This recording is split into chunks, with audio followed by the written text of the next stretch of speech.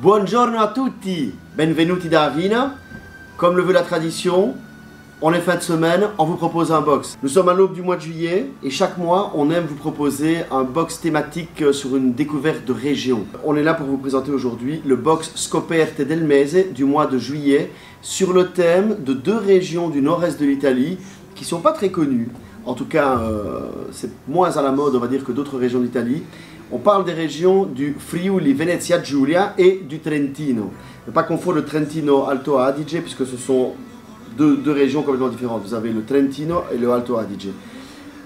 Pour ces deux régions, on a pensé à trois vignerons qui sont dans le catalogue Avina. On a le vigneron Bellaveder, qui est dans les montagnes des Dolomites, qui a un terroir exceptionnel puisqu'il a toutes ses vignes en montagne et a la chance d'avoir le soleil qui inonde ses vignes toute la journée sans devoir pâtir de zones d'ombre qui est fort courant dans les montagnes. Ça lui permet d'avoir de la minéralité mais également des raisins qui sont cueillis à pleine maturité et vous allez voir que c'est pas mal. Pour le Frioul, on a choisi deux vignerons, Perusini qui est dans la plaine, ce qu'on appelle le Colli Orientali del Friuli, et on a notre ami Damian Princic du domaine Colleduga qui lui est dans un terroir exceptionnel pour les vins blancs en Italie, selon moi un endroit où on fait les meilleurs vins blancs dans ce pays. Il est dans le Collio. Le Collio, c'est une fine bande à la frontière de l'Italie et de la Slovénie.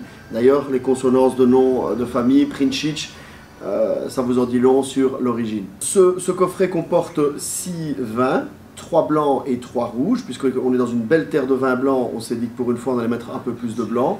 On va commencer par vous présenter le premier vin blanc, qui est une 100% Ribolla Gialla de chez Perusini. La Ribolla Gialla est un cépage autochtone propre à la région du Frioul. C'est vraiment un cépage qui a une très belle personnalité, qui est vinifié aussi bien en vin tranquille qu'en vin effervescent. Donc on peut le retrouver en version spumante.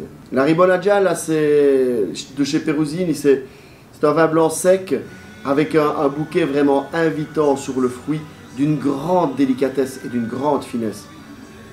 On confirme au palais ce qu'on avait ressenti au nez. Un vin blanc, une belle fraîcheur, une belle acidité qu'on va pouvoir déguster aussi bien seul, mais également avec un apéritif raffiné, avec pourquoi pas une gambas snackée, ça peut être très sympathique. On va goûter maintenant un deuxième vin blanc autochtone de ces deux régions. Je vais vous citer donc le Müller-Thurgau. C'est un 100% Müller-Thurgau de chez Bellaveder, donc du Trentino. Le Müller-Thurgau, c'est un cépage très intéressant qu'on peut classer dans la catégorie des cépages aromatiques tels le muscat ou le Gewürztraminer, mais avec des caractéristiques fort différentes. Il est vinifié ici en sec et on a un vin d'une aromaticité exceptionnelle. C'est très généreux, c'est très invitant, ça part dans tous les sens on a aussi bien des notes végétales, des notes très minérales, hein, on est en pleine montagne, mais également de fruits exotiques très intéressants. En bouche, équilibre parfait, beaucoup de matière, beaucoup d'onctuosité, beaucoup de mâche, longueur sans fin, un très très chouette vin blanc pour accompagner notamment un beau plateau de fruits de mer, tout ce qui est fruits de mer froids, ça va être quelque chose qui va bien tenir la route et vous donner une belle expérience d'accord mes vins. Le troisième vin blanc est un vin blanc que j'affectionne personnellement parce que pour moi c'est certainement un des meilleurs vins blancs de la gamme de chez Avina. Il s'agit du Friulano de chez Damian Princic de chez Colleduga. Alors Friulano, c'est un cépage qui jusqu'il y a 5-6 ans d'ici s'appelait Tokai. Donc sur cette étiquette là, au lieu de voir Friulano, on voyait Tokai. Pourquoi est-ce que maintenant on ne voit plus Tokai? Parce que les Hongrois ont gagné un procès international qui a entraîné la suppression du mot Tokai sur toutes les bouteilles qui n'étaient pas issues du pays de la Hongrie, avec leurs fameux Tokai Isuzu qui sont des vins blancs liquoreux. Donc aujourd'hui, les vignerons du Collio ont décidé de rebaptiser Tokai tout simplement Friulano parce qu'eux revendiquent aussi la paternité de ce cépage qu'ils retiennent aussi autochtone.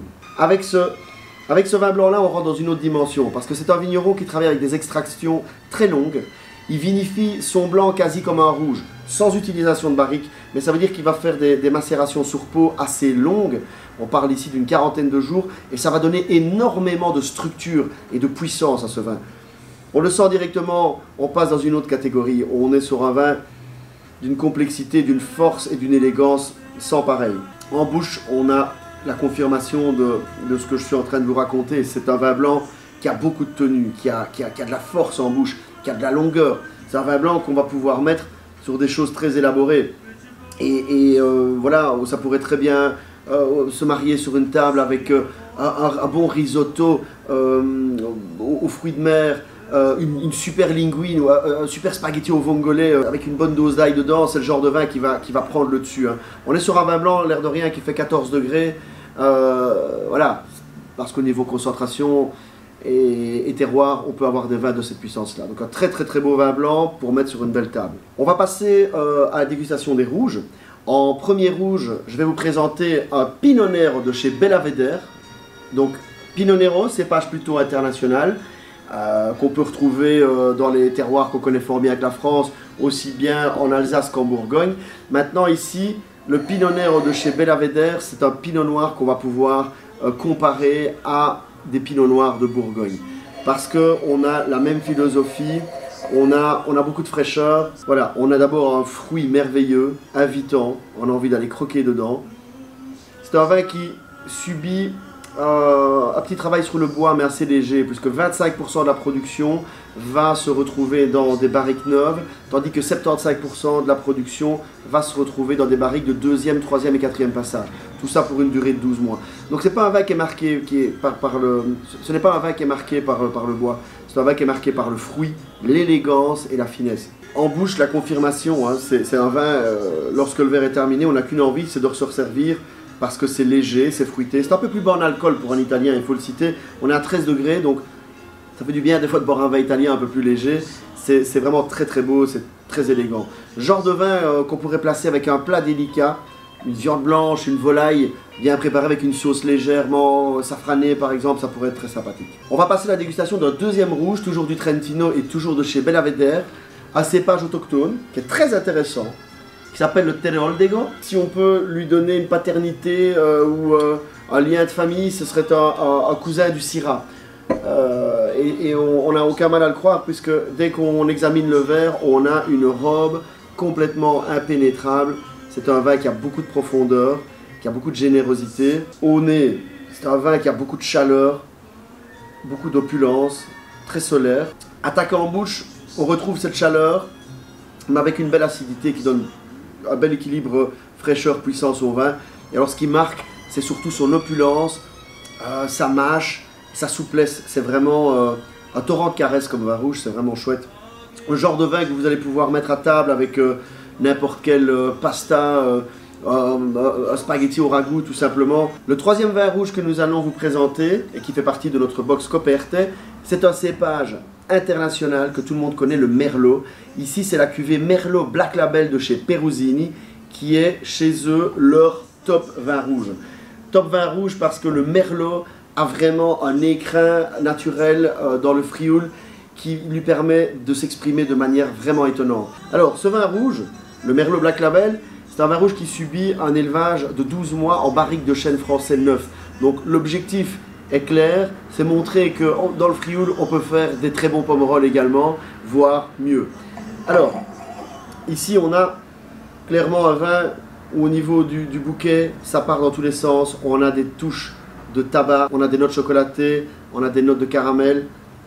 C'est très intéressant. En bouche, la confirmation, hein. On est sur un vin de très grande structure, épaules larges et bien musclées. Les tanins sont présents, ils sont déjà bien lissés. Mais le déguster seul comme ça, c'est un peu dommage, hein. Il nous manque le barbecue allumé avec une belle viande rouge, une belle côte de bœuf, ça serait sympa. Voire une viande mijotée en sauce pendant de longues heures. Mais c'est un très beau Merlot. Vous pouvez le consommer maintenant, mais vous pouvez aussi imaginer de le laisser vieillir en cave. Nous avons terminé de vous présenter les vins de notre nouveau box Coperte du mois de juillet, sur le thème du Friuli Venezia Giulia et du Trentino. Ce coffret, vous pouvez le commander à partir de maintenant, au prix de 85 €. Je rappelle, et c'est très important, que nous livrons gratuitement ce genre de box en province de Liège, et vous pouvez venir le retirer également. À partir de lundi, nous pouvons commencer les livraisons. Je vous souhaite un très bon week-end, et à la settimana prossima. Ciao ciao!